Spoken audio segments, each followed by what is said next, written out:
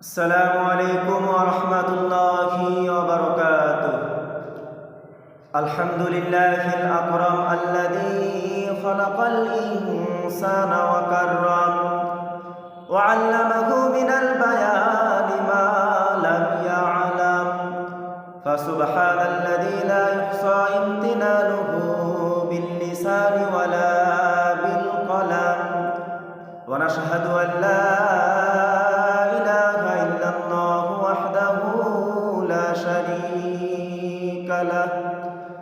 ونشهد أن سيدنا ومولانا محمدا عبده ورسوله الذي أوتي جوامع الكلام، وقال رسول الله صلى الله عليه وسلم الذي أرسله بالحق بشيرا ونذيرا وداعيا إلى الله بإذنه وسراجا منيرا. فقد قال الله تعالى في كلامه المجيد وفرقانه الحميد: أعوذ بالله من الشيطان الرجيم. بسم الله الرحمن الرحيم.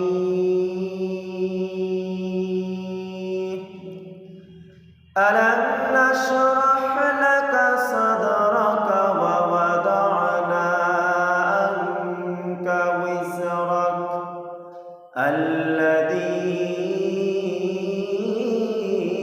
أنقض ظهرك ورفعنا لك ذكرك فإن مع العسر يسرا إن مع العسر يسرا فإذا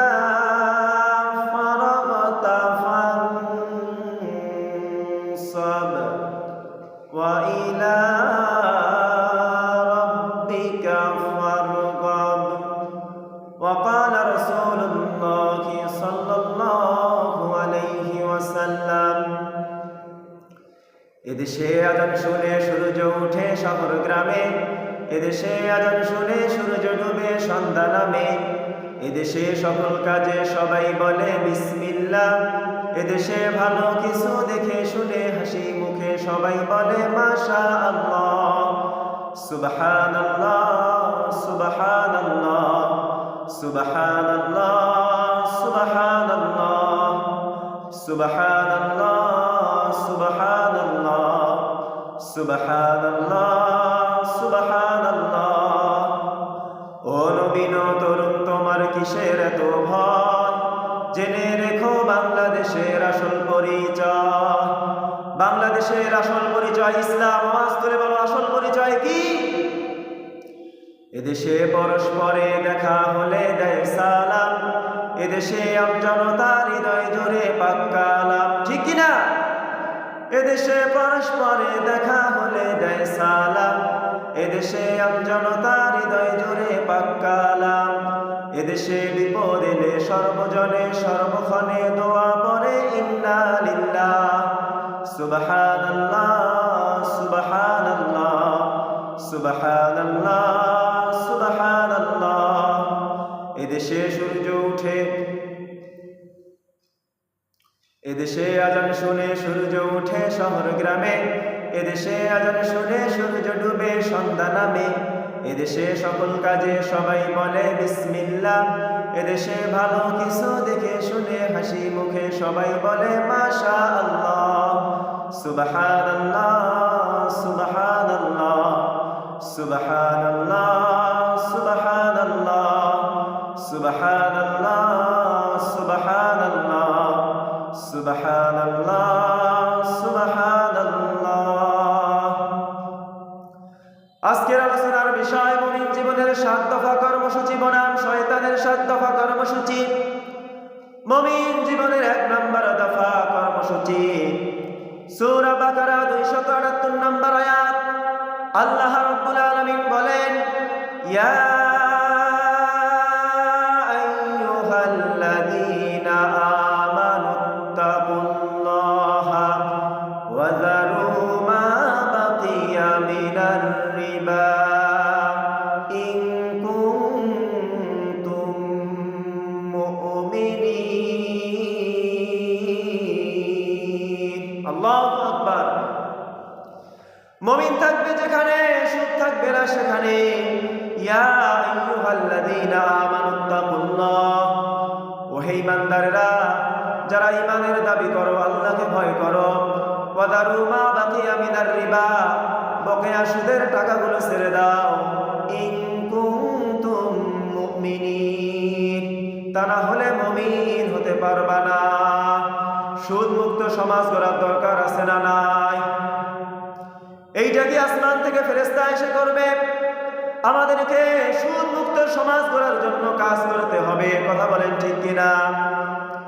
এইটার জন্য যদি দল করতে হয়, এইটার জন্য যদি মিছিল করতে হয়, এইটার জন্য যদি মিটিং করতে হয়, এইটার জন্য যদি ভোট দিতে হয়, আমরা দল করব, মিছিল করব, মিটিং করব, ভোট দিব, সুদ মুক্ত সমাজ গড়ার জন্য কাজ করব। কথা বলেন ঠিক কিনা?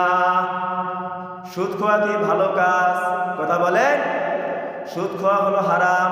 বিশ্বনবী বলেন, লা ইয়াদখুলুল জান্নাতা জাসাদুন গুযিয়া বিল হারাম, হারাম ভক্ষণকারীর শরীর বেহেশতে প্রবেশ করবে না। তাহলে আমাদেরকে সুদ মুক্ত সমাজ গড়ার জন্য কাজ করতে হবে। কথা বলেন ঠিক কিনা? মুমিন জীবনের 2 নম্বর দফা কর্মসূচি সূরা আলে ইমরান 102 নম্বর আয়াত। আল্লাহ রাব্বুল আলামিন বলেন, ইয়া আইয়ুহাল্লাযীনা আমানুত্তাকুল্লাহা হাক্কা তুকাতিহি ওয়া লা তামুতুন্না ইল্লা ওয়া আনতুম মুসলিমুন। বলেন আল্লাহু আকবার। ইয়া আইয়ুহাল্লাযীনা আমানুত্তাকুল্লাহ, ওহে ঈমানদাররা, যারা ঈমানের দাবি করো, হাক্কা তুকাতিহি, আল্লাহকে ভয় করো যেভাবে ভয় করা উচিত। ওয়া লা তামুতুন্না, তোমরা মৃত্যুবরণ করিও না, ইল্লা ওয়া আনতুম মুসলিমুন, যতক্ষণ পর্যন্ত মুসলমান হতে পারবা না।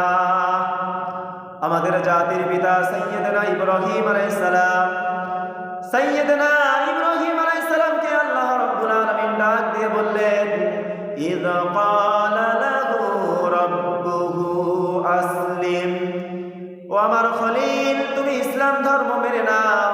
সাইয়্যিদনা ইব্রাহিম আলাইহিস সালাম ডানেও তাকালেন না, বামেও তাকালেন না, সামনেও তাকালেন না, পিছনেও তাকালেন না।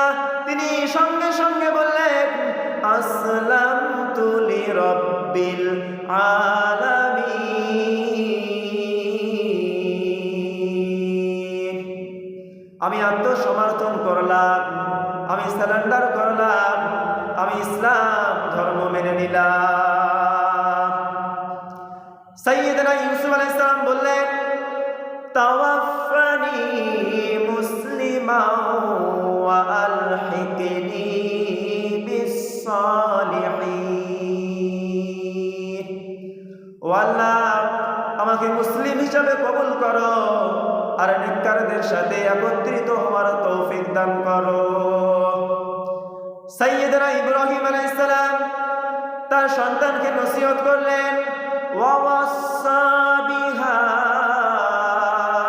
ইব্রাহিম বানিহি ওয়া ইয়াকুব, ইয়া বানিয়া ইন্নাল্লাহা আস্তাফা লাকুমুদ্দীন ফালা তামুতুন্না ইল্লা ওয়া আনতুম মুসলিমুন।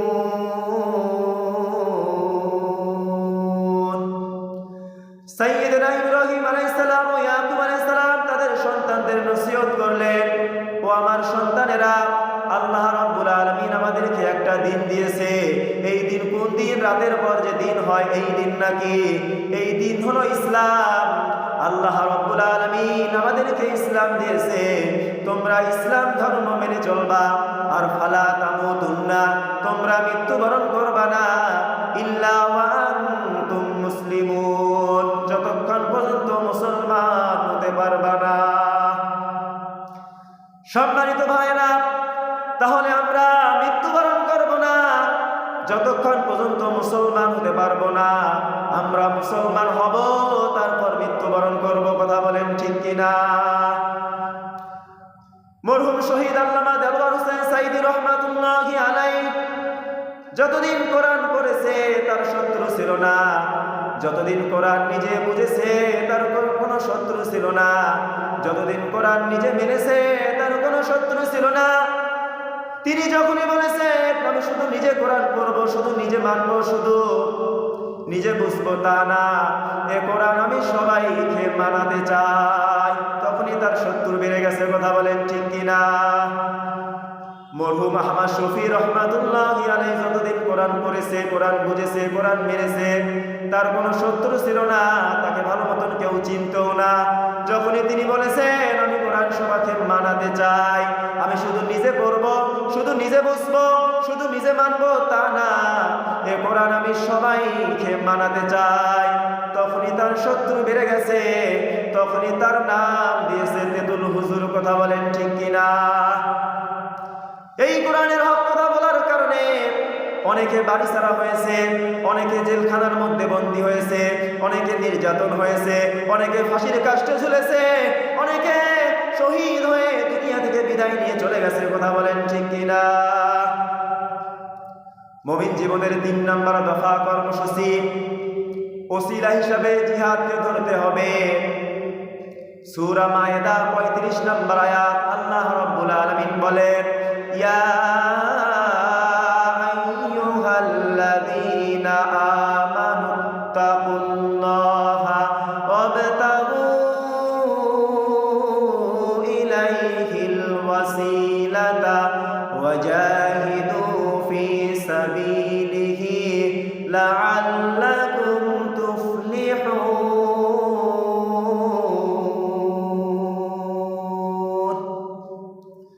ইয়া আইয়ুহাল্লাযীনা আমানুত্তাকুল্লাহ, ও হে ঈমানদারেরা, যারা ঈমানের দাবি করো, আল্লাহকে ভয় করো। ওয়াবতাগু ইলাইহিল ওয়াসিলাতা, আর ওসিলা হিসাবে জিহাদকে ধরো। আজকে বাংলাদেশে অনেকে এই আয়াতটা নিজের দলে টেনে নিয়ে মানুষকে ভুল ইনফরমেশন দিতেছে, মানুষকে বলতেছে ওসিলা হিসাবে পীর সাহেবকে ধরো। ওসিলা শব্দের ব্যাখ্যা হলো 3টা। 1 নম্বরে নেক কাজ, 2 নম্বরে কোরআন, 3 নম্বরে নবীর উপর সম্মান। আপনি পীর সাহেবকে কোথায় পেলেন? ওয়াজাহিদু ফি সাবিলিহি লাআল্লাকুম তুফলিহুন, ওসিলা হিসাবে জিহাদকে ধরো। জিহাদ কি জিনিস? অন্যায় যেখানে জিহাদ সেখানে। আজকে বাংলাদেশে সবথেকে বড় অন্যায় আরম্ভ হয়ে গেছে, যেটা হলো চাঁদাবাজি। সুতরাং চাঁদাবাজি যেখানে, দলমত নির্বিশেষে ঐক্যবদ্ধ হয়ে প্রতিহত করতে হবে সেখানে। এইটা হলো জিহাদ। মুমিন জীবনের 4 নম্বর দফা কর্মসূচি, সূরা তাওবা 119 নম্বর আয়াত আল্লাহ রাব্বুল আলামিন বলেন, ইয়া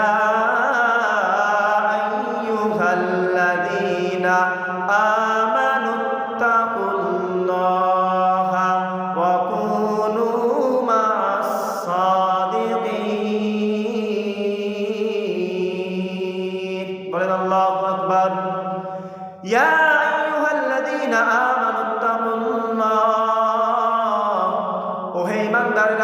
যারা ঈমানের দাবি করো, ওয়া কুনু মা'আস সাদিকিন, তোমরা সত্যবাদীদের সাথে থাকো।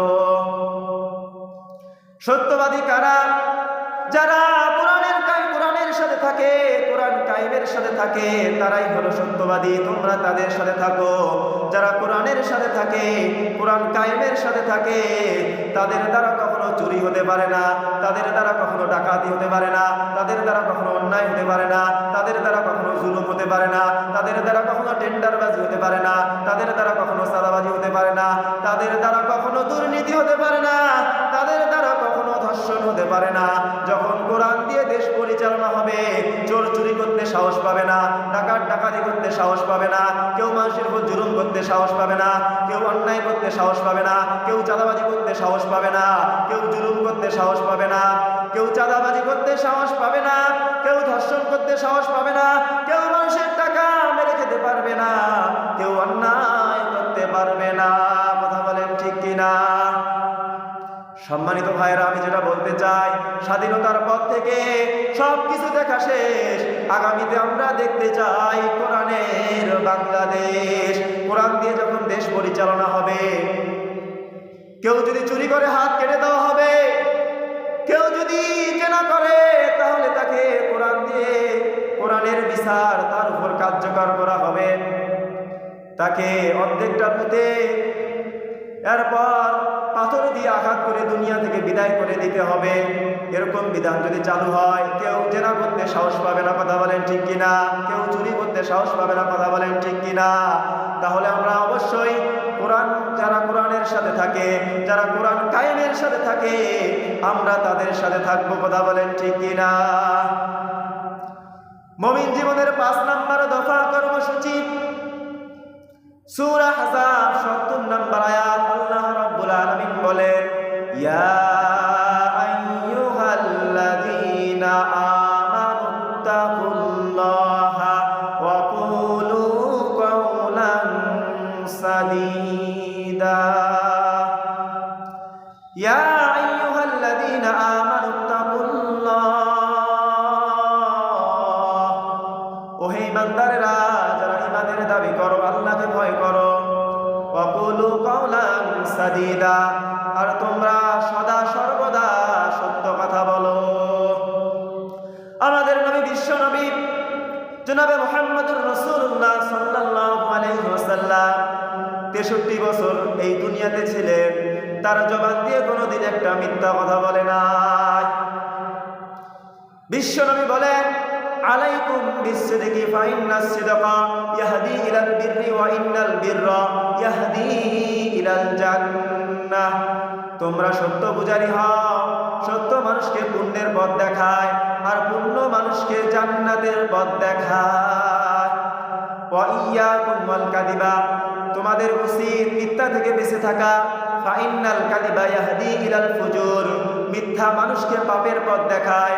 ওয়া ইন্নাল ফুজুরা ইয়াহদি ইলান নার, আর পাপ মানুষকে জাহান্নামের পথ দেখায়।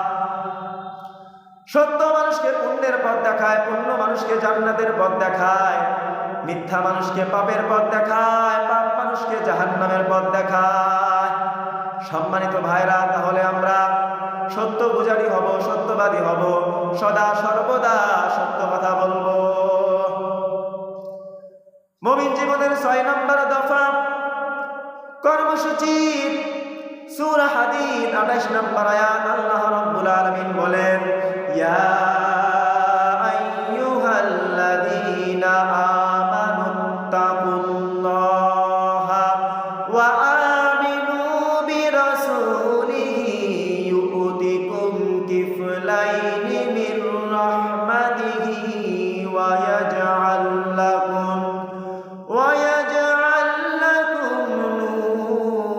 নূরা তামশুনা বিহি ওয়া ইয়াগফির লাকুম আল্লাহু গফুরুর রাহিম। বলেন আল্লাহু আকবার। ইয়া আইয়ুহাল্লাযীনা আমানুত্তাকুল্লাহ, ও হে ঈমানদারেরা, যারা ঈমানের দাবি করো, আল্লাহকে ভয় করো।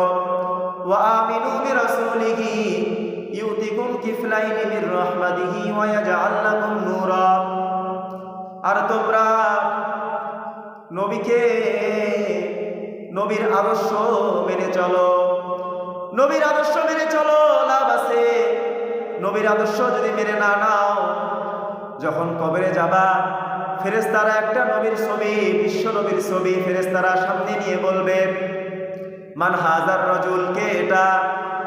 তখন বলবা লা আদরি লা আদরি লা আদরি, আমি চিনি না, আমি চিনি না, আমি চিনি না। কিন্তু আমি বলবো হাদা মুহাম্মাদুর রাসূলুল্লাহ সাল্লাল্লাহু আলাইহি ওয়াসাল্লাম, এটা আমার নবী, বিশ্ব নবী জনাবে মুহাম্মাদুর রাসূলুল্লাহ সাল্লাল্লাহু আলাইহি ওয়াসাল্লাম, যার আদর্শ আমি দুনিয়াতে মেনে নিছি, যার আদর্শ অনুযায়ী আমি দুনিয়াতে চলেছি। যেই নবীর সুপারিশ ছাড়া জান্নাতে যাওয়া যাবে না, সেই নবীকে, নবীর আদর্শ মেনে চলার দরকার আছে না নাই? সম্মানিত ভাইরা, আমরা নবীর আদর্শ অনুযায়ী আমরা চলবো, কথা বলেন ঠিক কিনা? মুমিন জীবনের 7 নম্বর দফা কর্মসূচি, সূরা হাশর 18 নম্বর আয়াত, আল্লাহ রাব্বুল আলামিন বলেন, ইয়া আইয়ুহাল্লাযীনা আমানুত্তাকুল্লাহা ওয়াল তানজুর নাফসুম মা কদ্দামাত লিগাদিন ওয়াত্তাকুল্লাহ ইন্নাল্লাহা খাবীরুম বিমা তা'মালুন। বলেন আল্লাহু আকবার। ইয়া আইয়ুহাল্লাযীনা আমানুত্তাকুল্লাহ, ও হে ঈমানদারেরা, যারা ঈমানের দাবি করো, আল্লাহকে ভয় করো আর আখিরাতের জন্য পুঁজি তৈরি করে পাঠাও। একজন আল্লাহর গোলাম একটা 100 টাকার নোট নিয়ে দোকানে গিয়েছে।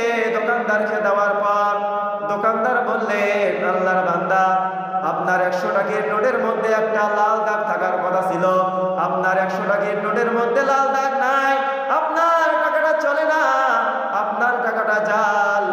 আল্লাহর বান্দা সঙ্গে সঙ্গে সেন্সলেস হয়ে জমিনের মধ্যে পড়ে গেছে।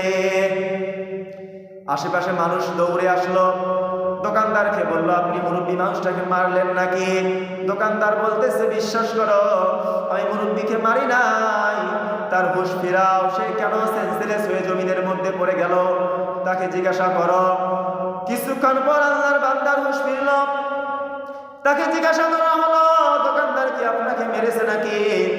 সঙ্গে সঙ্গে আল্লাহর বান্দা বলল, না, দোকানদার আমাকে মারে নাই। দোকানদার আমাকে যখনই বলল আমার 100 টাকার নোটটা নাকি চলে না, আমার 100 টাকার নোটটা নাকি জাল, আমার একটা কথা মনে পড়ে গেল, আমারও তো একটা 100 টাকার নোট আছে, এইটা হলো হায়াত, 100 বছরের হায়াত। আমি যে 100 বছর দুনিয়াতে বেঁচেছি, এই 100 বছরের হায়াত নিয়ে আমি যখন কবরে যাব, ফেরেশতারা যদি আমাকে বলে, আল্লাহর গোলাম, তোমার 100 বছরের হায়াত তুমি দুনিয়াতে বেঁচেছো, এই 100 বছরের হায়াত নিয়ে এখন তুমি কবরে এসেছো, তোমার 100 বছরের হায়াত, এই সময়টা তোমার জাল, ভুয়া, এই সময়টা তোমার কোনো দাম নাই, এই 100 বছর হায়াতের তোমার কোনো দাম নাই, তুমি আল্লাহর হুকুম, আল্লাহর হাকাম হুকুম মেনে চলো নাই, আল্লাহর তুমি হুকুম মেনে চলো নাই।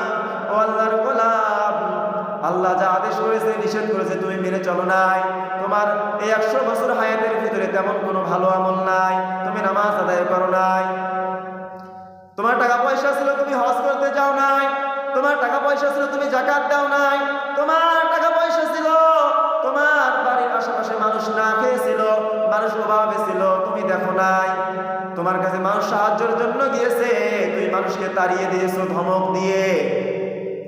এই 100 বছর হায়াতের ভিতরে তোমার তো তেমন কোনো ভালো আমল নাই, তোমার 100 বছর হায়াত হলো ভুয়া, জাল, তোমার এই 100 বছর হায়াতের কোনো দাম নাই।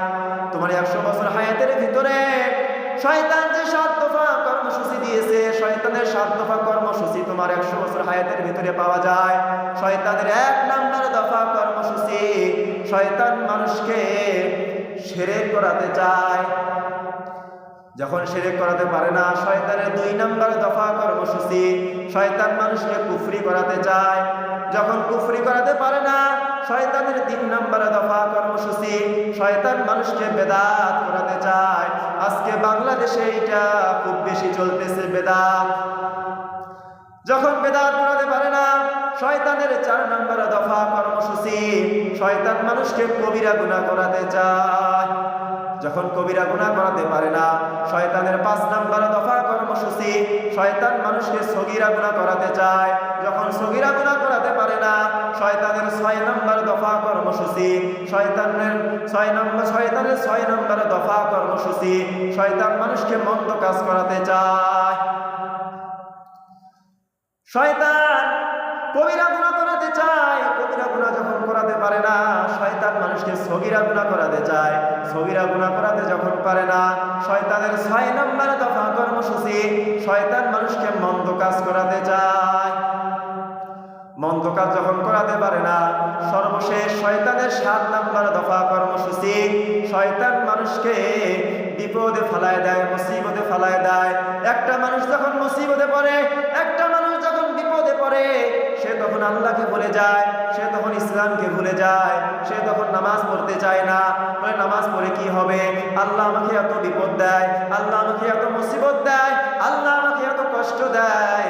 আল্লাহ তার কোনো বান্দাকে কষ্ট দিতে চায় না, মুসিবতে ফেলাই দিতে চায় না, বিপদে ফেলাই দিতে চায় না। যাহারাল ফাসাদু ফিল বাররি ওয়াল বাহর বিমা কাসাবাত আইদিন নাস। জল এবং স্থলে যত পাপের কাজ হয়, সব মানুষের দুহাতের কামাই। আল্লাহর বান্দা বলতেছে, এই কথা চিন্তা করে আমি সেলসেলে জমিনের মধ্যে পড়ে গেলাম। আল্লাহ যদি বলে, আল্লাহ যদি আমাকে বলে তোমাকে আমি 25 সাল পর্যন্ত মাফ করে দিলাম, কিন্তু 25 সালের পরে যে কয়েক মাস গেল, এই 25 সালে 4 মাস চলতেছে, এই 4 মাসের হিসাব দিয়ে তুমি জান্নাতে যাও, পারা যাবে? আপনারা পারবেন? কথা বলেন।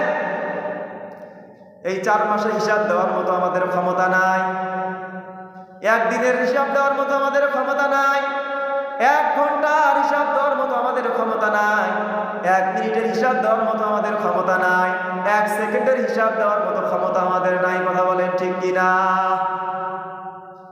এজন্য আমরা বলবো, সবসময় আল্লাহর কাছে দোয়া করব, আল্লাহুম্মা হাসিবনি হিসাবান ইয়াসীরা। ও আল্লাহ, আমাদের হিসাবটা সহজ করে দিয়েন।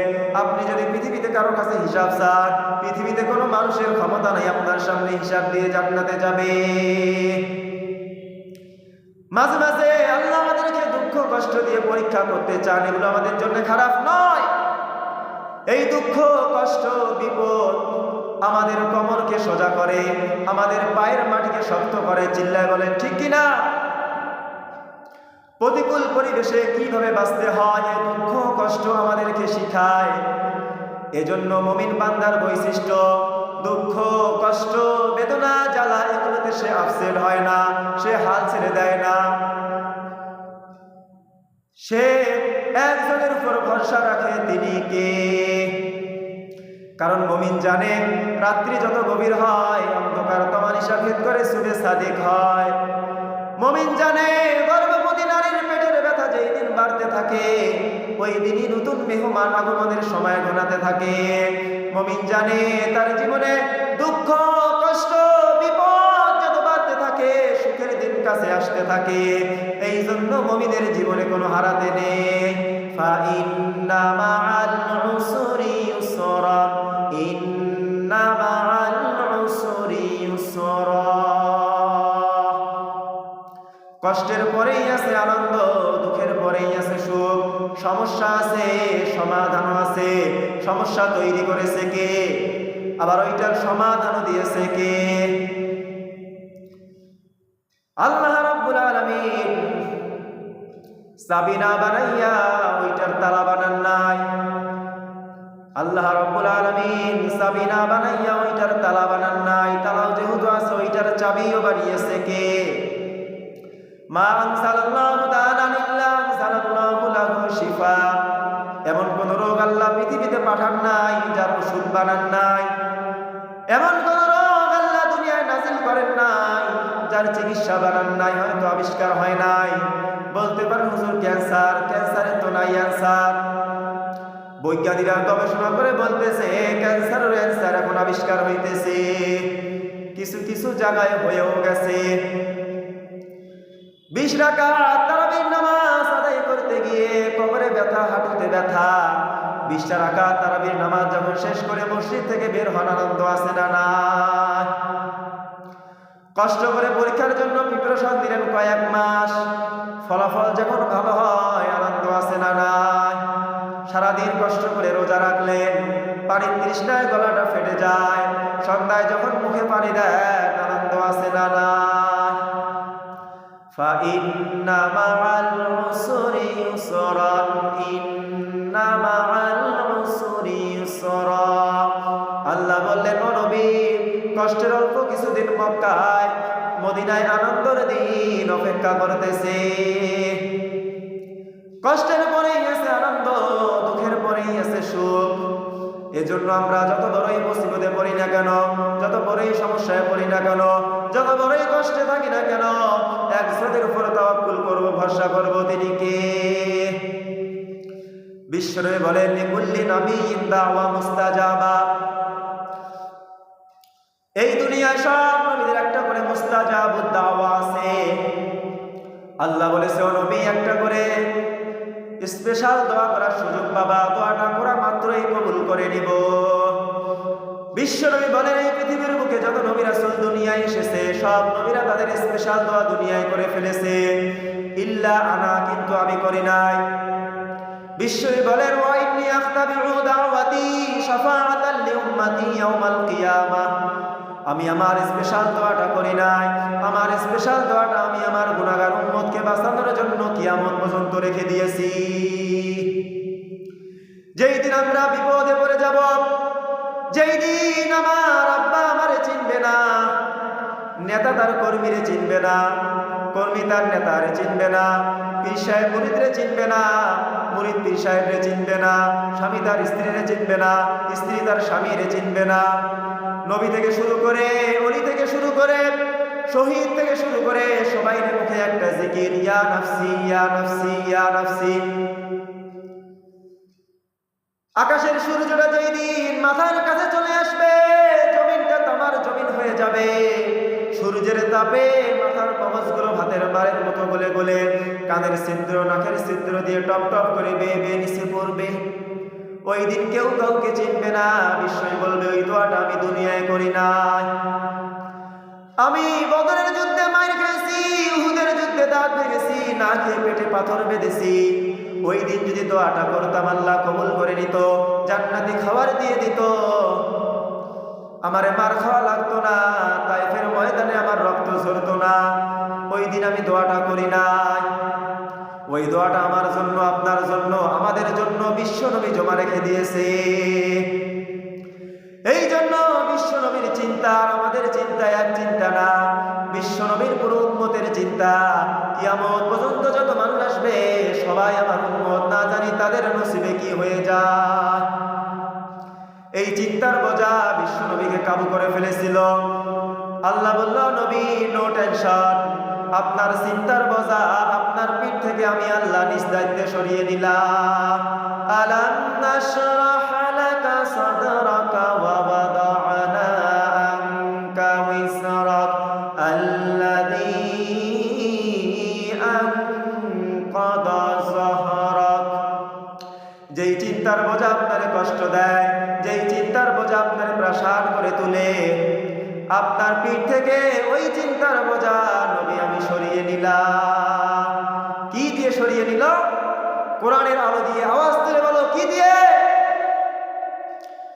বিশ্বনবী মক্কায় দেখতেন মুক্তির পূজা হয়, আল্লাহর ঘরের ভিতরে 360টা মুক্তির পূজা। বিশ্বনবী দেখতে পেলেন দুর্বলের উপর সবলের অত্যাচার। বিশ্বনবী দেখতে পেলেন নারীদেরকে অত্যাচার করা হয়। কন্যা সন্তান হলে বাবা তার মেয়েটাকে নিয়ে জঙ্গলের ভিতরে ঢুকিয়ে কিংবা মরুভূমির ভিতরে যে জীবিত দাফন করে দেয়। ওয়াইদাল মাউউদাতু সুইলাত ওয়াতুল বানাত। বিশ্বনবী এগুলো দেখতেন চারপাশে। দেখে এই পথহারা জাতিকে কিভাবে উদ্ধার করবেন, কি দিয়ে উদ্ধার করবেন, এই টেনশনে বিশ্বনবীর পিঠ বাঁকা হয়ে গেছে, উপমা বাঁকা হয়ে গেছে। বিশ্বনবী সব সময় প্রাসাদ হয়ে থাকতেন। আল্লাহ বললেন, ও নবী, টেনশনের দরকার নাই। হেরাক হয় এমন একটা নূরের আলো দিয়ে আমি আপনাকে আলোকিত করব, যার মাধ্যমে সব প্রাসাদ